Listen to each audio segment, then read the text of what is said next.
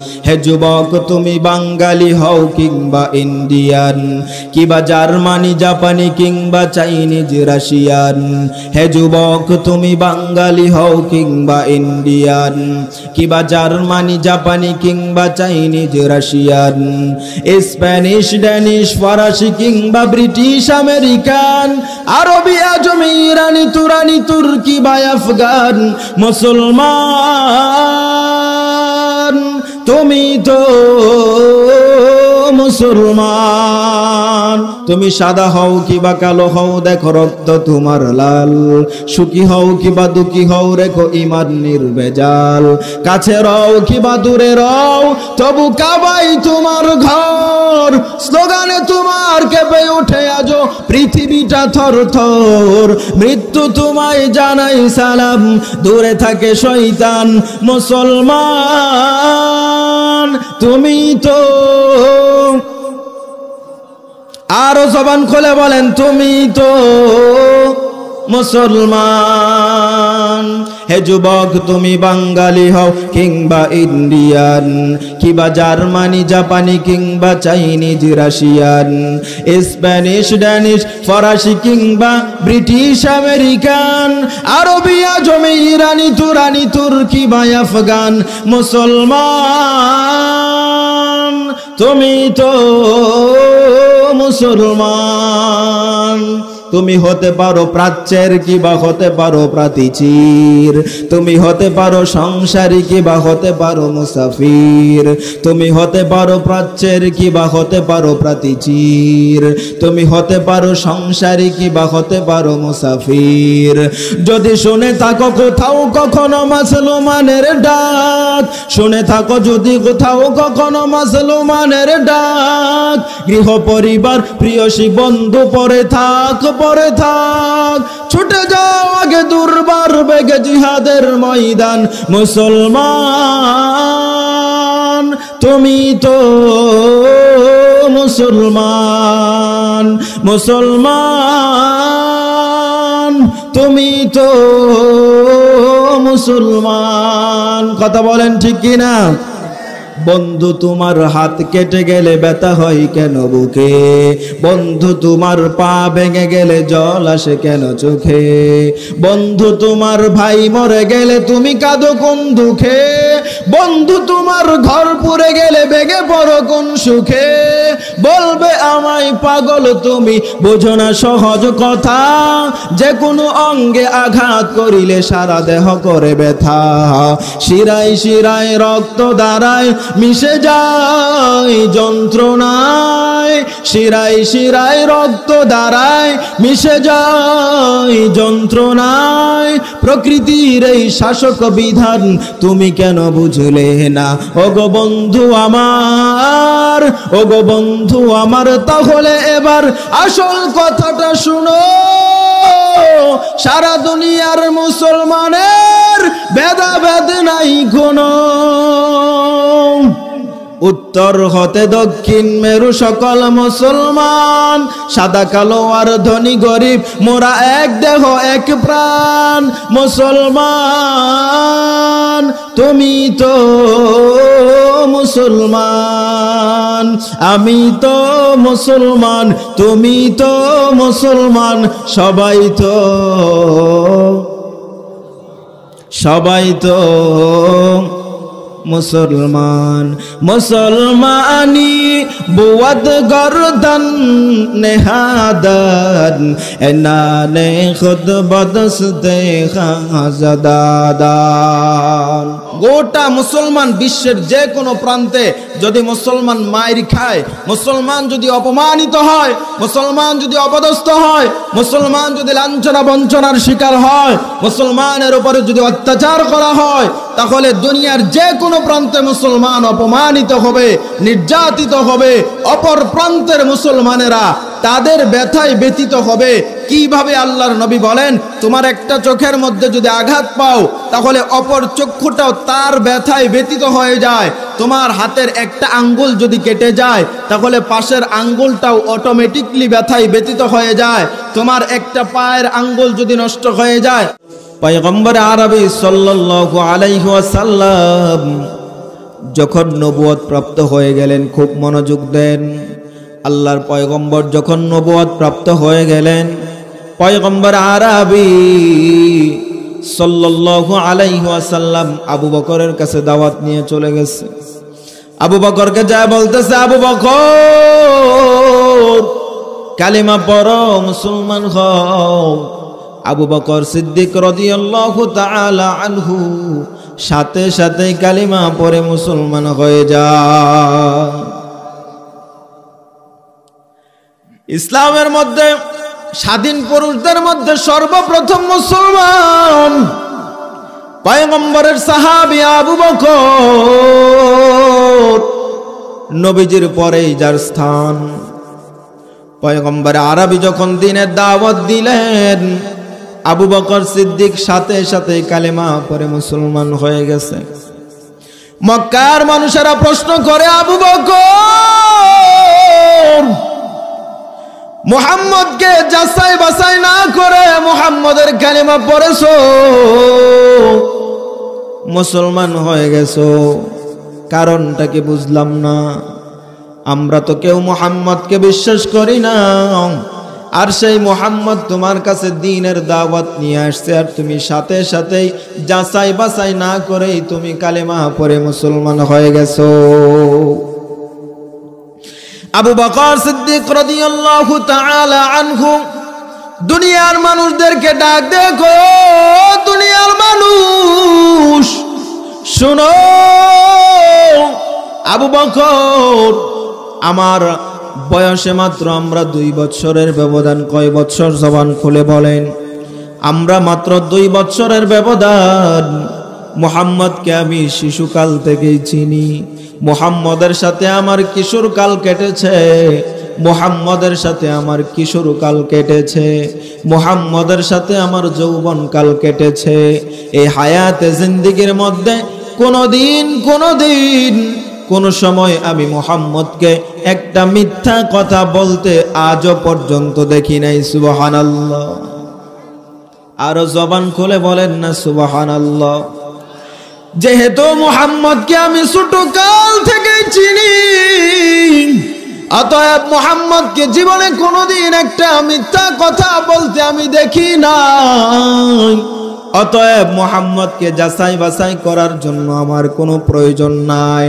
মুহাম্মদ কালেমার দাওয়াত নিয়ে আসছে, আমি নির্বিঘ্নে কালেমা পড়ে মুসলমান হয়ে গেছি।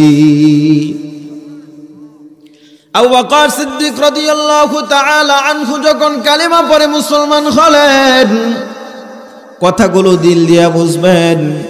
আবু বকর সিদ্দিক পেশায় কি? একজন ব্যবসায়ী মানুষ। পেশায় কি? জবান খুলে বলেন।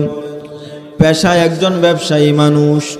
এবার যখন পয়গম্বর দেখলেন আবু বকর কালেমা পড়ে মুসলমান হয়ে গেছে, পয়গম্বর ডাক দেয়, কয় আবু বকর শুধু একা মুসলমান হলেই চলবে না, এই কালেমার দাওয়াত মানুষের ধারে ধারে পৌঁছায় দিতে হবে।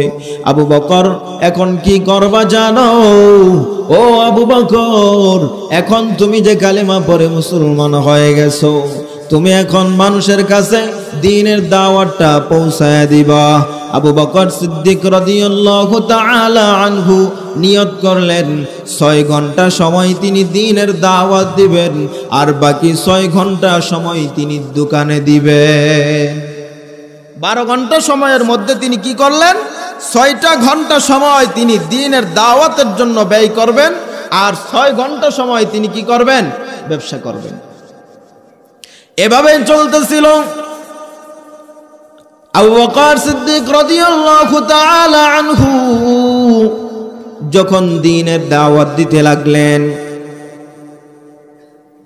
এক পর্যায়ে যখন দাওয়াতের মজা আবু বকর সিদ্দিক রাদিয়াল্লাহু তাআলা আনহুর অন্তরের মধ্যে যখন গেঁথে গেছে, দাওয়াতের মজা যখন অনুভব করলেন, এবার আবু বকর সিদ্দিক 6 ঘন্টা সময় যে দোকানে দিতেন, সেখান থেকে মাত্র 3 ঘন্টা সময় দোকানে দেন, আর দোকান থেকে বাকি 3 ঘন্টা সময় এনে তিনি দাওয়াতের কাজে যোগ করে দিলেন।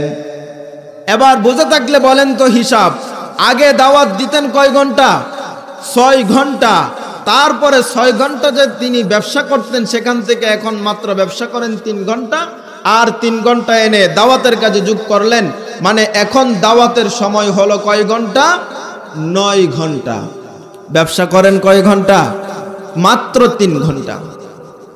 আচ্ছা, বুঝে থাকলে বলেন তো, একটা দোকানের মধ্যে 12 ঘন্টা সময় দিলে দোকানের অবস্থা যেই থাকবে, আর 3 ঘন্টা সময় দোকান খোলা রাখলে কি অবস্থা একরকম থাকবে নাকি অবনতি হবে? অবনতি হবে না? দোকানের অবস্থা খুব নাজুক হয়ে গেছে। পাশের ব্যবসায়ীরা ঠাট্টা করে আবু বকর মুহাম্মদের পালায় পড়ছে, মুহাম্মদের পালায় পরে কালেমা পরে মুসলমান হয়ে গেছো, যার কারণে আজকে তোমার ব্যবসা আস্তে আস্তে লসের দিকে যাচ্ছে, তুমি আস্তে আস্তে ক্ষতিগ্রস্ত হয়ে যাচ্ছ, তুমি আস্তে আস্তে মুহাম্মদের পালায় পরে তোমার সব কিছু হারানোর জন্য এখন তুমি বসলা। এক পর্যায়ে যখন এই মাত্র 3 ঘন্টা সময় আবু বকর দ্বীনের দাওয়াত দেন, এই 3 ঘন্টা সময় যে তিনি ব্যবসা করেন, এই 3 ঘন্টা সময়ের মধ্যে যেই বেচা কিনা হয়, সেই বেচা কিনাও টাকাটাও পর্যন্ত তিনি রাখতে পারেন না, একটা কাজে ব্যয় করে দেন। কাজটা হলো ইসলামের প্রথম জামানায় যারা মুসলমান হয়েছে, যারা ইসলাম ধর্ম গ্রহণ করেছে, তাদের মধ্যে অধিকাংশই হলো গরিব, অধিকাংশই হলো দিনমজুর, অধিকাংশই ছিল গোলাম। সারাদিন এই বাহিরা বাচ্চাগুলো কথা বলছে, সারাদিন ইহুদির বাড়িতে কাজ করত মুসলমানেরা। ইহুদি বিকাল বেলায় পাওনা টাকাও পরিশোধ না করে মুসলমানদেরকে বাড়িতে পাঠায় দিত, যে মুসলমান হওয়ার কারণে সারা দিন ভর কাজ করার পরেও তাদের বিনিময় দিত না, দিন মজুরি দিত না। সেই সমস্ত মুসলমানেরা আবু বকর সিদ্দিকের কাছে চলে আসছে। আয়েশা ডাক দেখো, আবু বকর ইসলাম ধর্ম গ্রহণ করার কারণে, কালিমা পড়ার কারণে আজকে তাকায় দেখো, ইহুদির বাড়িতে সারাদিন ভর কাজ করেছি, কিন্তু ইহুদি আমার দিন মজুরির টাকা না দিয়া আমাকে বাড়িতে পাঠায়া দিছে, কিন্তু বাড়িতে যাব চুলায় আগুন জ্বলবে এমন কোনো বাজার আমার ঘরের মধ্যে নাই। ও আবু বকর, আমার স্ত্রী সন্তানগুলো উপবাস হয়ে আছে। আবু বকর সিদ্দিক রাদিয়াল্লাহু তাআলা আনহু দোকান থেকে কিছু মালামাল হাদিয়া দিয়া দিতেন, নগদ কিছু অর্থ টাকাও তাদেরকে দিয়া দিতেন। যাও যাও বাড়িতে যাও, যাওয়ার পরে তাদের জন্য বাজার সদাই ক্রয় করে তুমি নিয়ে যাও। আচ্ছা বলেন তো, এই আবু বকর সিদ্দিক যে তাদেরকে টাকাগুলো দিলেন, দোকান থেকে যে মালামাল হাদিয়া দিয়া দিলেন, এটা কি ফেরতযোগ্য নাকি? জবান খুলে বলেন। ফেরতযোগ্য না, এটা হাদিয়া স্বরূপ কি করলেন? আবু বকর দিয়া দিতেন। এক পর্যায়ে যখন অবস্থা ব্যবসার খুবই খারাপ, আবু বকর সিদ্দিক রাদিয়াল্লাহু তাআলা আনহু নিয়ত করলেন দোকানটাকেও বিক্রি করে দিবেন। আবু বকর সিদ্দিক রাদিয়াল্লাহু তাআলা আনহু দোকান বিক্রির জন্য এবার রওনা দিলেন। কোথায়? বাজারে দোকান বিক্রির জন্য রওনা দিলেন। রওনা দেওয়ার পরে কিছু দূর যাওয়ার পর তাকায় দেখেন মরুভূমির উত্তপ্ত বালুর উপরে শোয়া হযরত বিলালকে এত পরিমাণে অত্যাচার করা হচ্ছে। বিলালের পিঠের উপরে বড় বড় পাথর দিয়ে এত জোরে চাপ, বিলাল শুধু আহাদ আহাদ বলে চিৎকারের আওয়াজ, বিলাল শুধু আহাদ আহাদ বলে চিৎকার করতে থাকে। আর উমাইয়া এত পরিমাণে অত্যাচার বিলালের উপরে দিচ্ছে, বিলাল তবুও কালেমা ছাড়ে না, বিলাল তবুও কালেমা ছাড়ে না। এবার আবু বকর রাদিয়াল্লাহু তাআলা আনহু বিলালকে কানে কানে পরামর্শ দিলেন, ও বিলাল, আল্লাহ তাআলার নাম যে জোরে জোরে নাও, তার জন্য ইহুদি খ্রিস্টান তাদের অন্তরের মধ্যে হিট আসে, রাগ আসে, যার কারণে তোমার মালিক তোমার উপরে অত্যাচারের স্টিম রোলার বেশি করে চালায়া দেয়। ও বিলাল শোনো, আমরা তো এমন মালিককে পেয়েছি, এমন আল্লাহ আমাদের খোদা, যে আল্লাহকে আস্তে ডাক দিলেও আমার আল্লাহ শুনেন, জোরে ডাক দিলেও আমার আল্লাহ তাআলা শুনেন। কথা বলেন ঠিক কি না? আমার আল্লাহ তাআলাকে আস্তে ডাক দিলেও আমার আল্লাহ তাআলা শুনেন, আল্লাহ তাআলাকে জোরে ডাক দিলেও আমার মালিক শুনেন।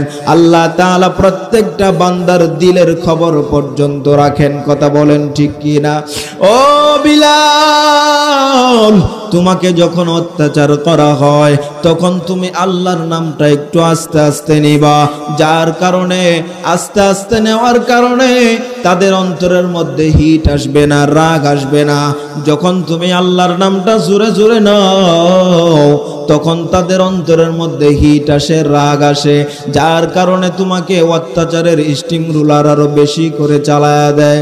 ও বিলাল, আমার পরামর্শটা মানার জন্য চেষ্টা করবা।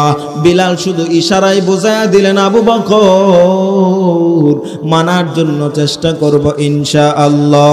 এই কথা বলে যখন আবু বকর সিদ্দিক চলে গেলেন, দোকান বিক্রির জন্য চলে গেলেন, দোকান বিক্রি করে দিলেন, টাকা নিয়ে নিলেন।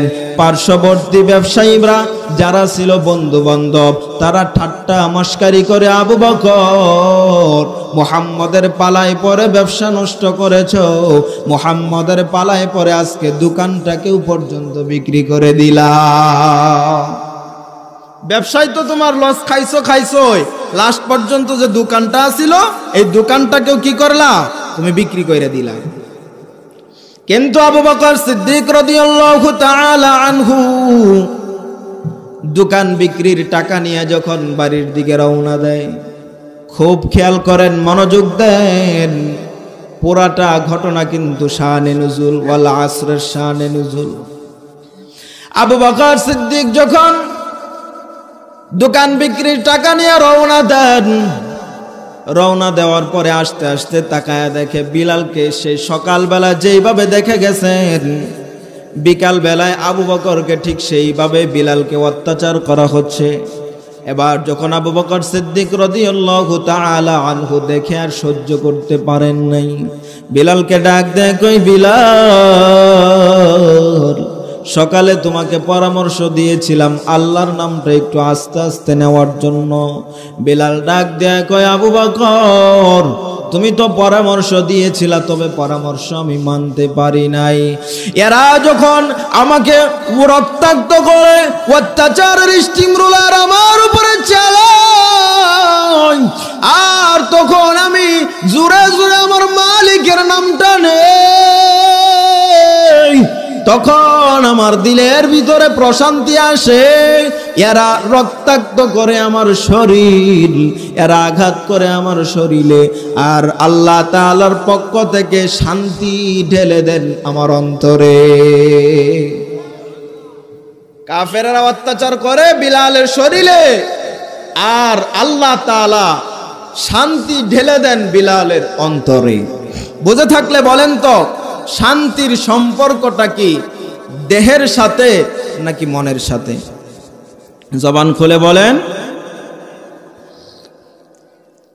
মনের শান্তি যদি না থাকে তাহলে 10 তলা বিল্ডিং এর উপরে এসির ভিতরে ঘুম নাই, টেনশন আর টেনশন। মনের মধ্যে যদি শান্তি থাকে তাহলে রেল লাইনে যায় দেখেন কত মানুষ ঘুমায় রয়েছে, মসজিদের বারান্দায় শুয়ে দেখেন কত মানুষ ঘুমায় যায়, কত মানুষ গাড়িতে বসে ঘুমায় যায়, কত রিক্সাওয়ালা গাড়িতে রিক্সার মধ্যে বসে বসে শুয়ে শুয়ে ঘুমায় যায়। কত বলেন ঠিক কিনা? আবার আরেকজন 10 তলা বিল্ডিং এর উপরে হালাল হারাম না বানিয়া 10 তলা বিল্ডিং সাজাইছে, সেই 10 তলা বিল্ডিং এর উপরে এসির ভিতরে ঘুমের ট্যাবলেট খায়াও ঘুম ধরে না। তাহলে শান্তির সম্পর্ক কিসের সাথে? মনের সাথে, অন্তরের সাথে। ভাইরা আমার, আবু বকর সিদ্দিক যখন দেখলেন বিলালকে এত পরিমাণে অত্যাচার করা হয়, ডাকলেন, বিলাল তোমার মালিককে ডাকো। বিলালের মালিককে ডাকা হয়, মালিককে ডাক দেয়া কয়, আপনি যে বিলালকে এত পরিমাণে অত্যাচার করতেছেন, এটা আপনি কোন আইন দ্বারা করতেছেন?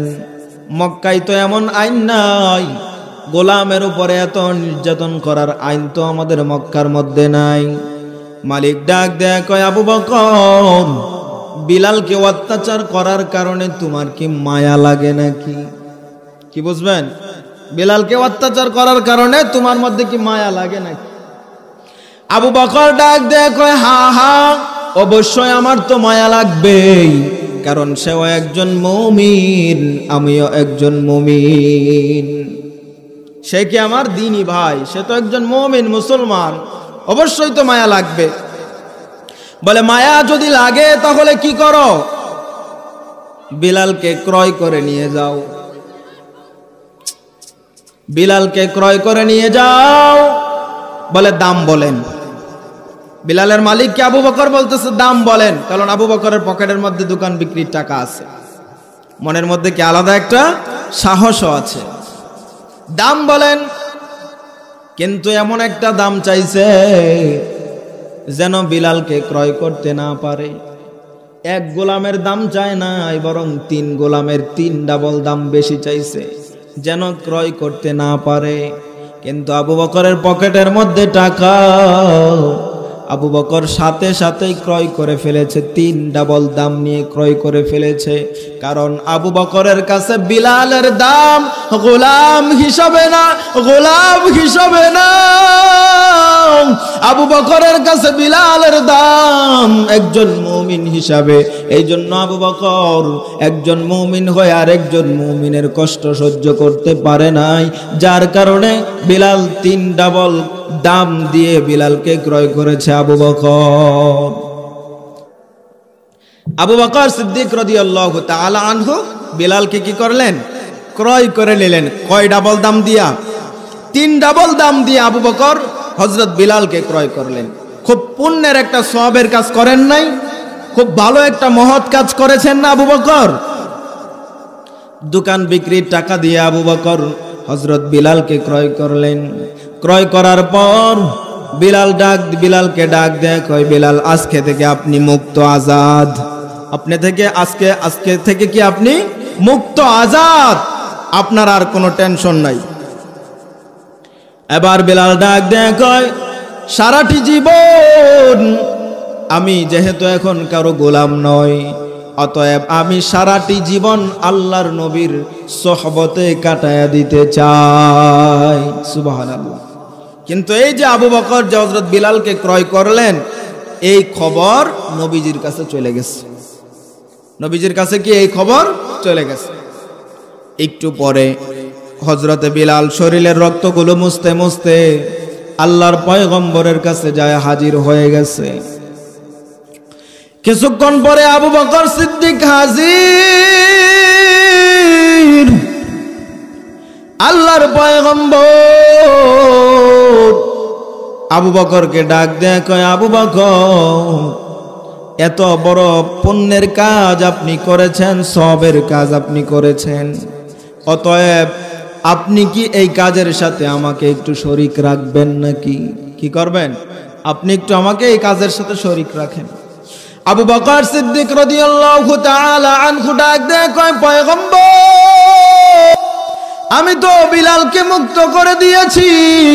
ও পয়গম্বর, আপনার এখানে শরীক হওয়ার কোনো প্রয়োজন নাই। ও পয়গম্বর, আপনি শুধু আমার জন্য একটু দোয়া করবেন, আপনার দোয়ায় যথেষ্ট হয়ে যাবে। ও পয়গম্বর, তবে আপনার কাছে আমার একটা প্রশ্ন আছে, খুব খেয়াল করেন, খুব গভীর মনোযোগ দেন। ও পয়গম্বর, আপনার কাছে আমার একটা প্রশ্ন আছে। প্রশ্নটা হলো, আমার যে দোকানদার ছিল, আমার পার্শ্ববর্তী দোকানদার ভাইরা, আমি যখন দোকানটাকে বিক্রি করে দিলাম, আমার পার্শ্ববর্তী দোকানদার সাথী সঙ্গী যারা ছিল, তারা আমাকে টিটকারি করেছে, আমার সাথে মস্কারি করেছে, আমার সাথে ঠাট্টা করেছে।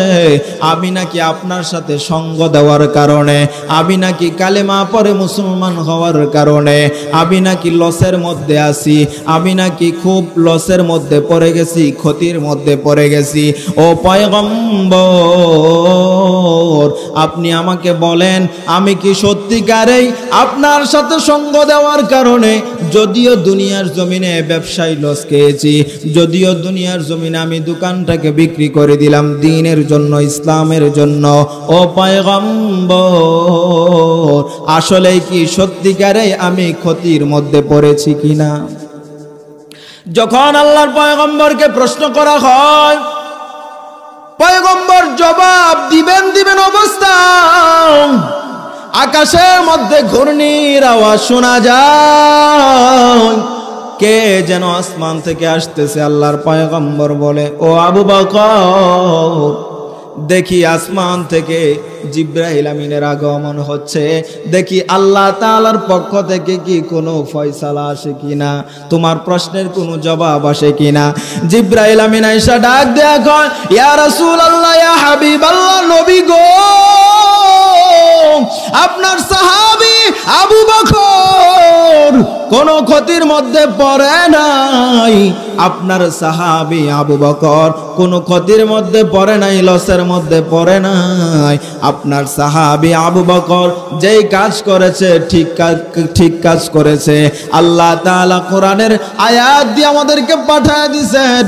আল্লাহ তাআলা একটা সূরা নাজিল করে জানায়া দিলেন, আবু বকর কেন দুনিয়ার সমস্ত মানুষেরা ক্ষতিগ্রস্ত হয়েছে, যাদের ভিতরে এই 4 গুণ নাই, এই 4 গুণওয়ালা মানুষ ব্যতীত সমস্ত মানুষেরাই ক্ষতিগ্রস্ত।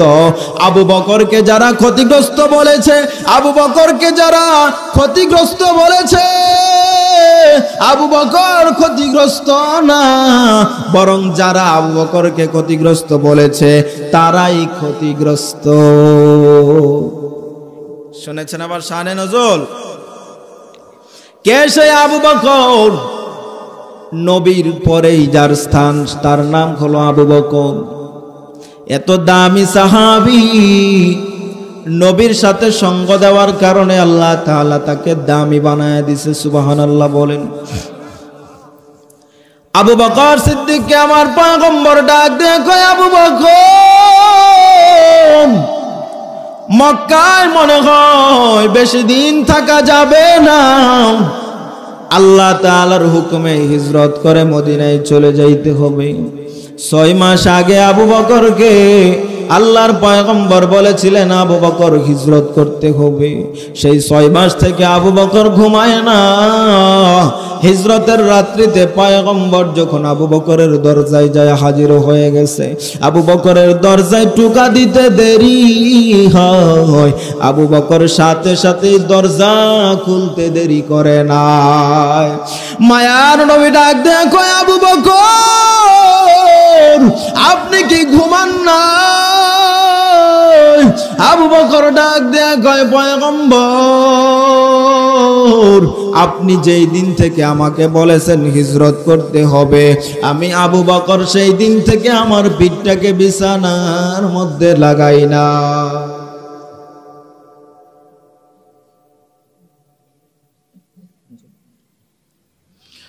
ও আবু বকর, আপনি কি ঘুমান নাই? আবু বকর ডাক দেয় কয়, না না পয়গম্বর, আমি ঘুমাই নাই। আলোচনা সংক্ষিপ্ত করে দিচ্ছি, খুব গভীর মনোযোগ দেন। ও আবু বকর, চলেন তাহলে চলেন, এবার হিজরত করে মদিনায় চলে যেতে হবে। আবু বকরের সাথে এবার পয়গম্বর চলতেছেন, খুব খেয়াল করেন। আলোচনা শেষ পর্যায়ে একবার আবু বকর ডানে যায়, আবার আবু বকর বামে যায়, একবার আবু বকর সামনে যায়, একবার আবু বকর পিছনে যায়। পয়গম্বর ডাক দেয়া কয়, আবু বকর, আপনি কেন এমন করতেছেন? হিজরতের সময়, এখন আমরা যাওয়ার সময় রাস্তার মধ্যে আপনি একবার ডানে যান, একবার আপনি বামে যান, একবার আপনি সামনের দিকে যান, একবার আপনি পিছনের দিকে যান, কেন এমন করতেছেন? আবু বকর ডাক দিয়ে কয়, পয়গম্বর, আমার যখন মনে হয় ডান দিক থেকে শত্রু আক্রমণ করতেছে, আমি সাথে সাথে ডান দিকে চলে যাই। একবার যখন মনে হয় শত্রু সামনের দিকে অগ্রসর হচ্ছে, তখন আমি সামনে চলে যাই। যখন মনে হয় বাম দিক থেকে মনে হয় আক্রমণ আসতেছে, আমি আবু বকর আপনার বামে চলে যাই। যখন মনে হয় আপনার পিছন থেকে আক্রমণ আসছে, আমি আবু বকর সাথে সাথে বামে চলে যাই। ও পয়গম্বর, আমি আবু বকর আপনার সাথে থাকা অবস্থায় আপনার শরীরের মধ্যে একটা টুকা পড়তে দিব না। আপনার শরীরের মধ্যে কোনো আঘাত পড়লে আমি আবু বকর নিজেকে কোনোদিন ক্ষমা করতে পারবো না। যখন আস্তে আস্তে চলে গেলেন, গারে সৌরের মধ্যে যখন গেলেন, আবু বকর সিদ্দিক পয়গম্বরকে নিয়ে সেই উঁচু পাহাড়ের মধ্যে উঠলেন। উঠার পরে আল্লাহর পয়গম্বর ক্লান্ত হয়ে গেলেন। আবু বকরকে ডাক দিয়ে কয়, আবু বকর, এই গুহার মধ্যে আমাদেরকে অবস্থান করতে হবে। আবু বকর সিদ্দিক ডাক দিয়ে কয়, পয়গম্বর, আপনি আগে গুহার মধ্যে প্রবেশ করবেন না, আমি আগে গুহার মধ্যে প্রবেশ করি, তারপরে আপনি প্রবেশ করবেন। আমি আরামগাহ তৈরি করার পরে আপনি এখানে প্রবেশ করবেন। আবু বকর প্রবেশ করার পর আবু বকর সিদ্দিক রাদিয়াল্লাহু তাআলা আনহু গুহাটাকে পরিষ্কার করলেন। পরিষ্কার করার পর অনেকগুলো ছিদ্র দেখা যায়। আবু বকরের পাগড়ি টুকরো টুকরো টুকরো টুকরো করে সেই ছিদ্রগুলো একে একে সবগুলো বন্ধ করে দিলেন। একটা মাত্র ছিদ্র বন্ধ করতে পারেন না, আবু বকরের পাও দিয়া ছিদ্রটাকে আটকায়া আবু বকর সিদ্দিকের উরু মুবারকে উরুটাকে বালিশ বানায়া পয়গম্বরকে ডাক দিলেন, পয়গম্বর, আপনার আরামগাহ তৈয়ার হয়ে গেছে, আপনি আবার ভিতরে প্রবেশ করেন। আল্লাহর পয়গম্বর ভিতরে যখন প্রবেশ করলেন, আবু বকরের উরুতের উপরে আল্লাহর পয়গম্বর শুয়া পয়গম্বর ঘুমায় গেলেন। আর হযরতে আবু বকর সিদ্দিক আমার পয়গম্বরের চেহারা মুবারক নজর দিয়া তাকায়া তাকায়া দেখতেছে। বলেন সুবহানাল্লাহ। আজাইবুল মাখলুকাতের ভিতরে লিখে পয়গম্বর যখন ঘুমায়া যায়, আবু বকর মায়া নবীজির চেহারা দেখতেছেন।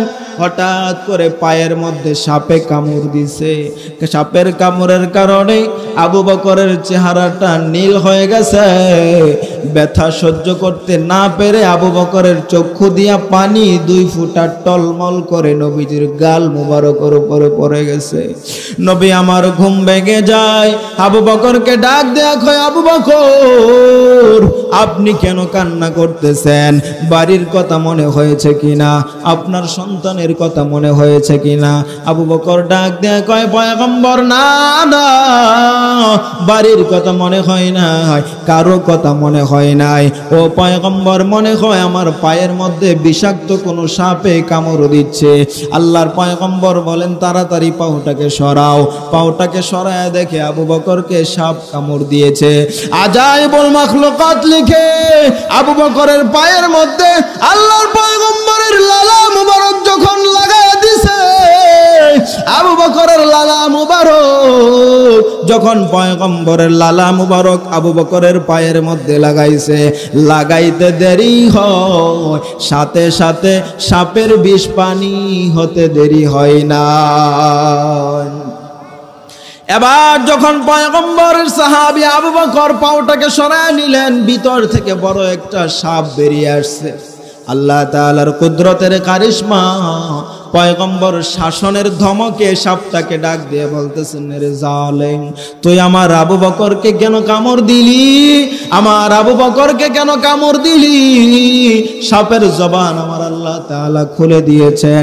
ডাক দিয়ে বলে, আসমানি কিতাব সমূহের দরসের পাশ দিয়ে যাইতেছিলাম, তখন শুনলাম আখিরি জামানার পয়গম্বর মুহাম্মাদুর রাসূলুল্লাহ সাল্লাল্লাহু আলাইহি ওয়াসাল্লাম যখন মক্কায় আগমন করবেন খুব অতি নিকটবর্তী সময়ে, এবং কাফেরদের অত্যাচার সহ্য করতে না পেরে মদিনায় হিজরত করবেন।